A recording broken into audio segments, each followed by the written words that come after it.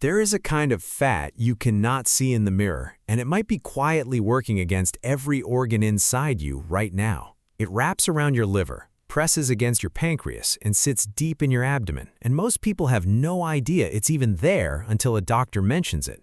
This is visceral fat, and unlike the fat you can pinch, this kind doesn't just sit quietly. It fuels inflammation, disrupts your hormones, and pushes your body closer to insulin resistance, fatty liver, and long-term metabolic damage. And here's the part that surprises most people. You don't fix it by eating less.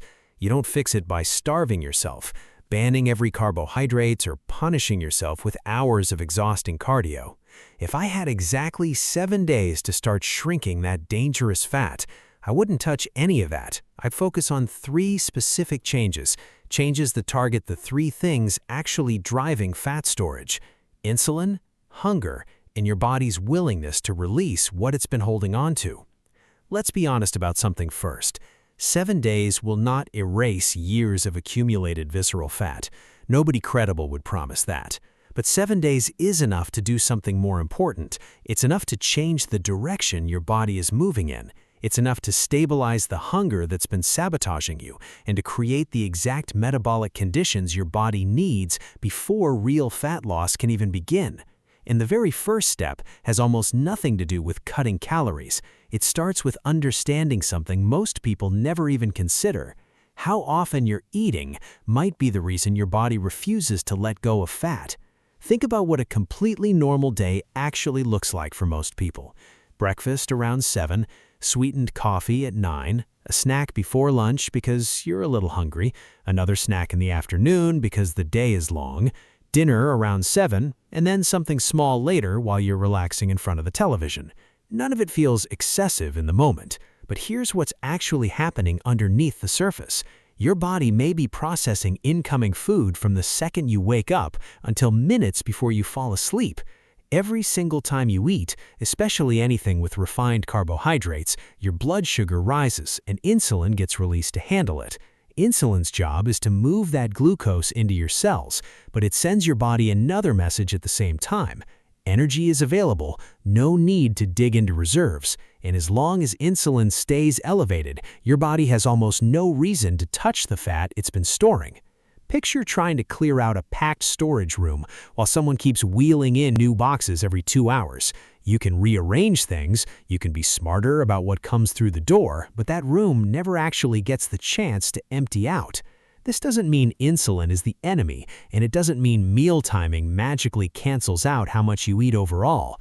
It means your body needs real stretches of time without incoming food, while what you eat in total still absolutely matters. So the very first change, deceptively simple, is this: stop grazing all day long.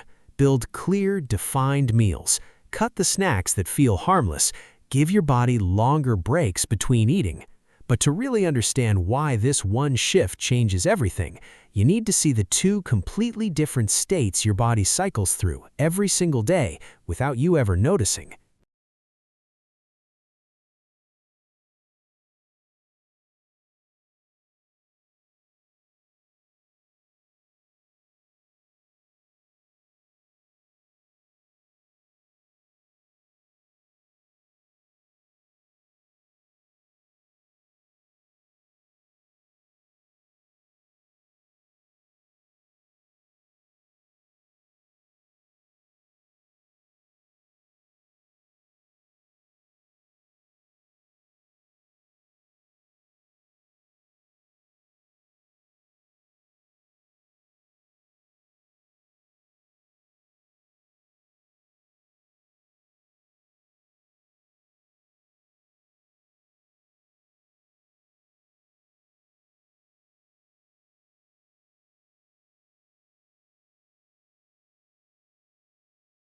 Your body is constantly switching between 2 opposite modes, and once you understand them, the way you think about fat loss changes completely.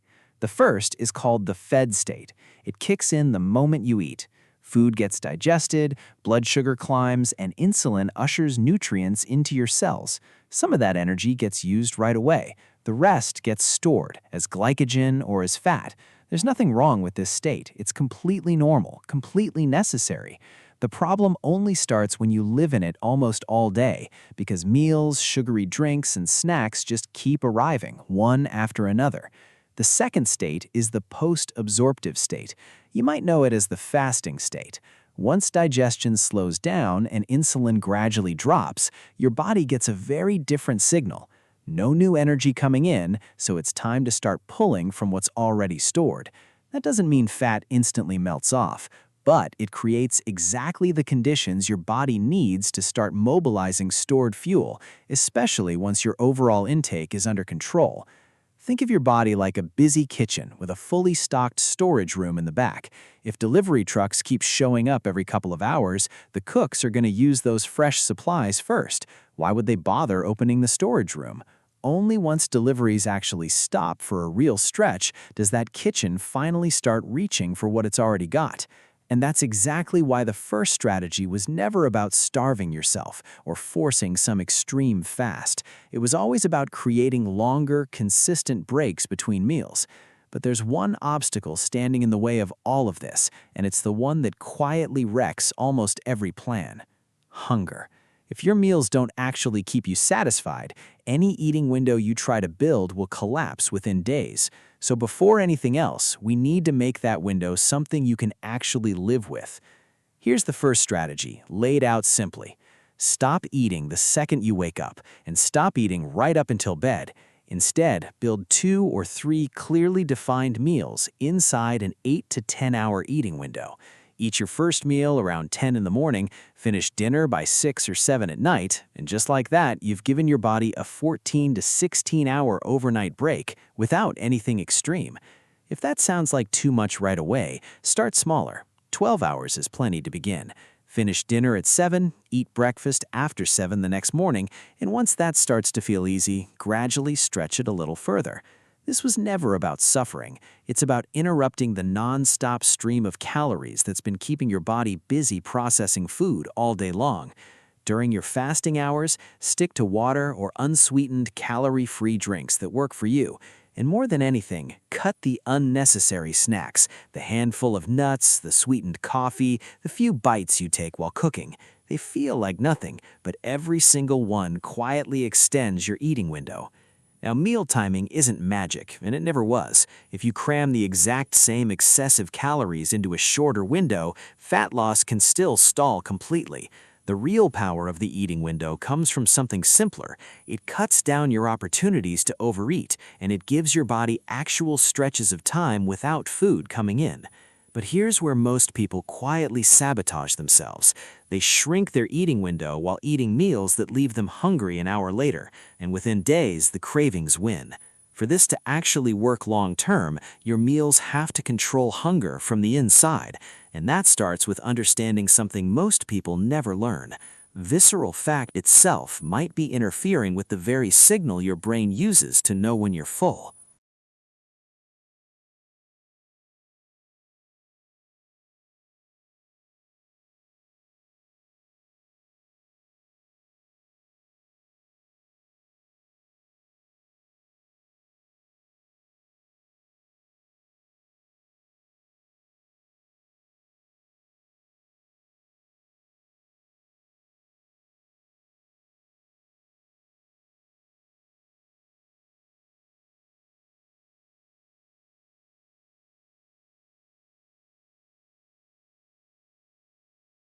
Here's a frustrating paradox that almost nobody talks about. Your body might already be sitting on thousands of stored calories, and yet your brain can still act like you're starving. Part of the reason comes down to a hormone called leptin. Leptin is made by your fat cells, and it acts like a fuel gauge, telling your brain, we have enough energy stored, you can relax. Normally, as fat stores go up, leptin rises too, and appetite should naturally come down. But in people carrying a lot of visceral fat, that signal often stops working properly. Chronic inflammation and insulin resistance are closely tied to something called leptin resistance. The message is still being sent, loud and clear, but the brain has simply stopped listening to it. It's like a smoke alarm that's been going off for hours straight. Eventually, your brain just tunes it out completely. So even with plenty of energy already stored away, hunger stays intense, Cravings feel impossible to control, and satisfaction after eating barely lasts. This creates a genuinely vicious cycle. You feel hungry, so you eat for a bit of relief. Insulin rises and more energy gets stored, right on top of what's already there. And then, cruelly, you blame yourself for lacking discipline, when really your own biology has been working against you the whole time. That's exactly why telling yourself to just eat less almost never works. Willpower falls apart fast when every single meal leaves you hunting for something else an hour later. The real fix isn't fighting hunger all day long. It's building meals that make hunger genuinely easier to manage from the start. And there's one nutrient that does more heavy lifting here than anything else. It increases fullness, protects your muscle, and forces your body to burn extra energy just to break it down. That nutrient is protein, and it's not some magical fat-burning food, but it might be the single thing that makes your entire plan actually doable. Aim for roughly 30 to 50 grams of high-quality protein at each main meal, adjusting based on your size, activity level, and health needs. Eggs, fish, lean meat, chicken, Greek yogurt, cottage cheese, tofu, beans, lentils, all of it counts. And here's a small trick that makes a real difference. Eat the protein first, then move to vegetables and fiber-rich foods, and only after that your carbs and fats. That simple order slows the meal down, boosts fullness, and quietly reduces the urge to go hunting for snacks an hour later. Protein earns its place for 3 real reasons. First, it keeps you satisfied far longer than the same number of calories from refined carbs ever could. Second, your body actually burns more energy just digesting and processing it, something called the thermic effect of food. Third, enough protein helps you hold on to muscle while you're losing weight, and keeping that muscle matters enormously for your strength, your mobility, and your long-term metabolic health. But don't fall into the trap of just piling protein on top of everything you already eat. A protein shake next to a huge meal still adds calories, full stop.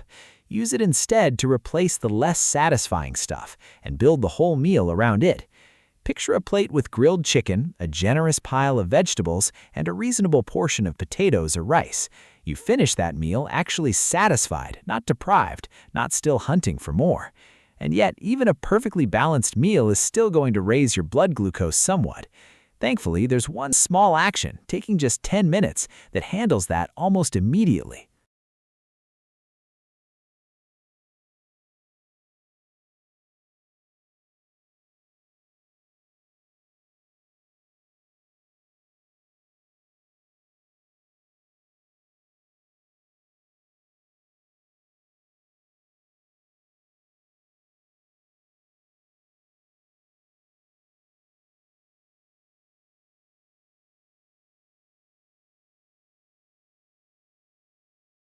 This third strategy sounds almost too simple to matter, but its timing is exactly what makes it powerful. The moment you finish eating, glucose from that meal starts entering your bloodstream. Normally, insulin steps in to shuttle that glucose into your cells, but when you get your muscles moving, they can pull in extra glucose for energy themselves, helping your body manage that post-meal spike far more efficiently. That's the entire reason to walk for just 10 minutes after every main meal. You don't need to run. You don't need to sweat through your shirt or turn it into a real workout. Walk outside, wander around your home, hop on a treadmill, or even march gently in place while you check your phone. Just pick a pace that nudges your breathing up slightly while you can still hold a conversation comfortably. This one small habit does a surprising amount at once. It helps manage your blood sugar after eating, quietly boosts your total daily steps, breaks up long stretches of sitting, and burns a bit of extra energy without demanding any real recovery. Best of all, it kills the excuse that you need a full free hour to exercise properly. 3 separate 10-minute walks spread across your day are often far easier to stick with than one exhausting 30-minute session, and they happen exactly when your body is busy processing food. If 10 minutes feels like too much to start, begin with 2 or 5. And if walking genuinely isn't an option for you, any other light, safe movement that suits your body works just as well. Just remember, this walk isn't a magic eraser for an oversized meal. It simply gives your muscles an immediate job to do, right when it matters most. Now that you've got all 3 strategies, let's turn them into something you can actually follow. a precise 7-day plan, starting by cutting out the biggest source of invisible calories in your day. For the first 2 days, you're not changing everything at once. You're just removing the habits quietly feeding you calories from morning until night. Day 1, cut liquid calories completely. Soda, sweetened tea, energy drinks, sugary coffee, flavored milk, fruit juice, all of it. These drinks can hand you hundreds of calories without giving you anything close to the fullness solid food would. Even healthy juice can pack a shocking amount of sugar while offering almost none of the fiber whole fruit gives you. Swap them for water, sparkling water, or unsweetened tea and coffee if that works for you. You don't need some complicated detox drink. The goal is simply cutting out liquid calories that do nothing to actually manage your hunger. Alcohol should come down too, since it adds calories, weakens your food choices later in the night, and can quietly wreck your sleep. Day 2, establish an overnight fasting window starting at 12 hours. If dinner ends at 7, nothing else until 7 the next morning. Once that feels manageable, stretch it gradually toward 14 or 16 hours. And the single most important rule here: no snacks after dinner, ever. So many people eat carefully all day long, then quietly erase their entire deficit with chips or dessert late at night. This isn't about forcing yourself through brutal hunger. It's about giving your body a predictable, reliable break from incoming energy night after night. By the end of day 2, you've already removed 2 of the biggest obstacles standing in your way. But day 3 is where you start actively building something new.